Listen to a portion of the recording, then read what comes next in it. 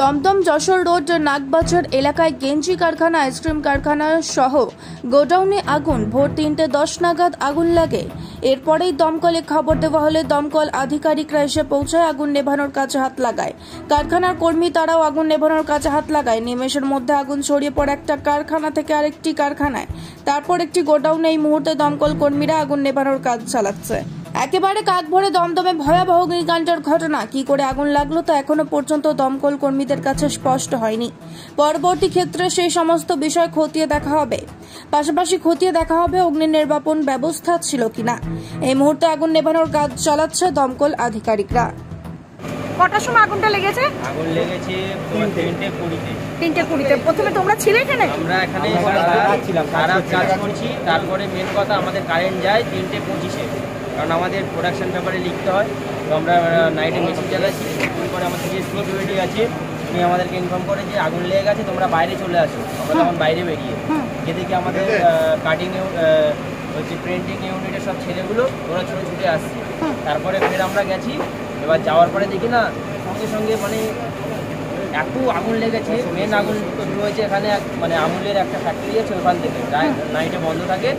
তারপরে আমরা ফোন করলাম, সব জায়গায় ফোন করেছি। আমাদের ফোন ধরে আমাদের সাথে গিয়েছে 10 মিনিট ভালোভাবে আমরা দিয়েছি ওদেরকে। আমরা বললাম যে মেনলি যে লোকেশানটা আমরা দিয়েছি, তো ওরা বলছে আমি তাও বুঝতে পারছি না। আমি বলছি এক কাজ করুন, আমাকে আপনার হোয়াটসঅ্যাপে মেসেজ করুন, আমি এক্স্যাক্টলি লোকেশান পাঠাচ্ছি। তারপরে পাঠানোর পরেও গাড়ি তোমার 1.5 ঘন্টা লেটে ফায়ার ব্রিগেড আসার পরে ওনাদেরকে ভালো গেঞ্জির ফ্যাক্টরি ছিল, আর তার সঙ্গে কিছু গোডাউন ছিল, আমুলের ছিল, তারপরে আইটিসির ছিল, আর কিছু ওষুধের ফ্যাক্টরি, ওষুধের গোডাউনও ছিল। তো 1 লাখ স্কোয়ার ফিট মতো এরিয়া প্রায়। তো শেডেড স্ট্রাকচার। তো প্রথমে আগুনটা লাগার পর চারদিকে ছড়িয়ে পড়েছে।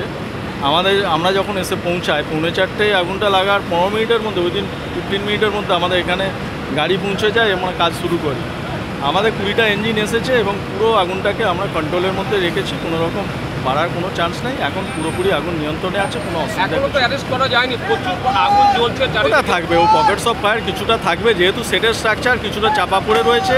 ওগুলো স্যালভেজ করতে একটু টাইম লাগবে। স্যালভেজ হয়ে গেলে ওই আগুনও নিভে যাবে। এটা ভয়ের কিছু কারণ নয়, এ থেকে আগুন ছড়াবারও কিছু নেই। কোনো রকম কোনো হতাহত কোনো চান্স নেই। নিয়ন্ত্রণে আসতে আর কত সময় লাগতে পারে? ওটা স্যালভেজ নিয়ে একটু টাইম লাগবে, যেহেতু 3 সেট, ওগুলোকে না কোনো হতাহতের খবর নেই।